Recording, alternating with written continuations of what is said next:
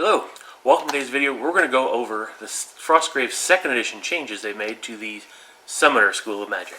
Alright, so this is going to be a real short video, as you've probably seen, because there aren't a lot of changes. There are only really 5, but some of them are important.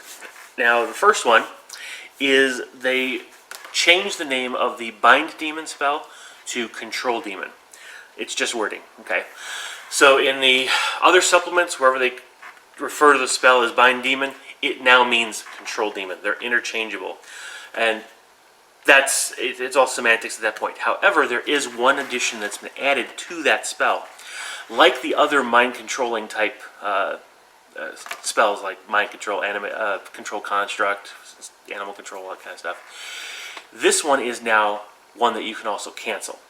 So again, if the creature, the demon, is under your control, and you, for example, pick up a treasure and run off the table with it, now it's still in effect. You can't cast Control Demon again. You have to actively cancel the spell in order to free up the ability to cast it on something else. Another neat thing here is because you're able to cancel it, you can send your Control the Demon into the opponent's warband, and once you cancel it, the demon now becomes an uncontrolled creature, which is just as dangerous as one that's controlled by you. Of course, you have to be careful how close you get to it, but still.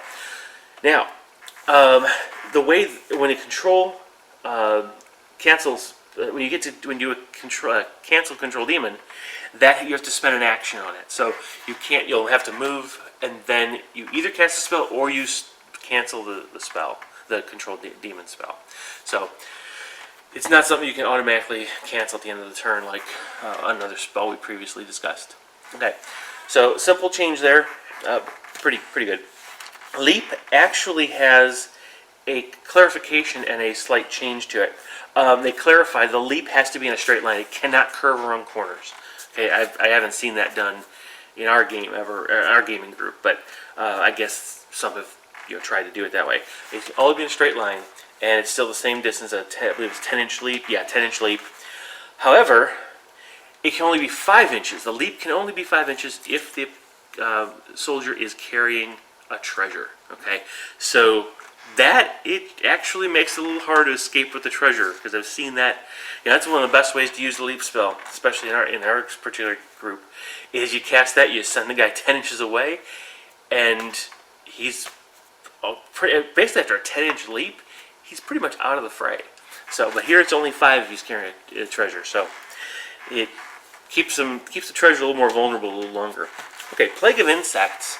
It hasn't really changed a lot, but there are some important tweaks. The first one is the casting value is increased to 12. I think from 10, so it's a little bit harder. However, now it also applies a penalty of -2 to the target's casting rolls, which wasn't the case before, which I think makes sense. It probably was an oversight in the first book, so this clarifies it, because it used to be -fight, -shoot, and well, you could still cast normally, even though these insects are flying all around you. Well, so I think this actually probably was a case of putting something in they forgot or overlooked. Now, the key is, though, these modifiers, these penalties, cannot bring the stat below 0. So the worst you're going to have is a +0 fight. So a thief or a thug, he's going to be fighting at 0. An archer's going to be shooting at 0. It won't go any lower than that.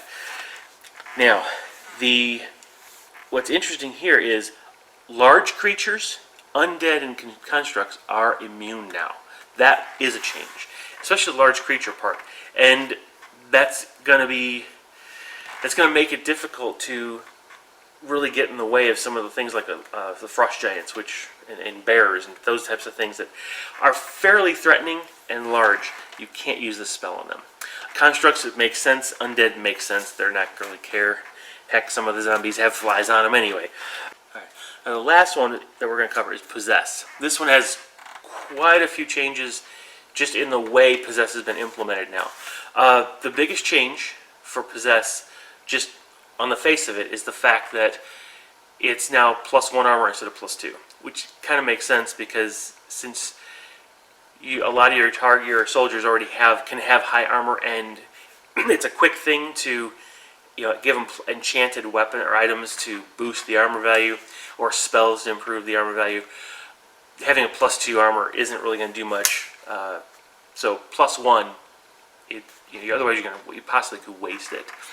So the biggest change though for possess is that you can no longer cast it on spellcasters. Okay, you obviously can't cast it on demons. They clarified that, but you cannot cast it on your spellcaster. That's a big deal. I remember Cooler used to love doing that with his particular spellcaster. Red used to be possessed, and she'd be just start wreaking havoc on the table. But you can't do it anymore. Now you can only cast it on permanent or temporary warband members. So think about this. So you can mind control something and then have it be possessed, and now it counts as a demon. So you can actually sabotage an opponent's warband slightly if someone in their warband, like there's a demon hunter, for example, or you possess one of their more important soldiers. You can engage the demon hunter with this soldier, and now all of a sudden, their important soldier is potentially going to be taken out more easily because of the demon hunter they're attacking.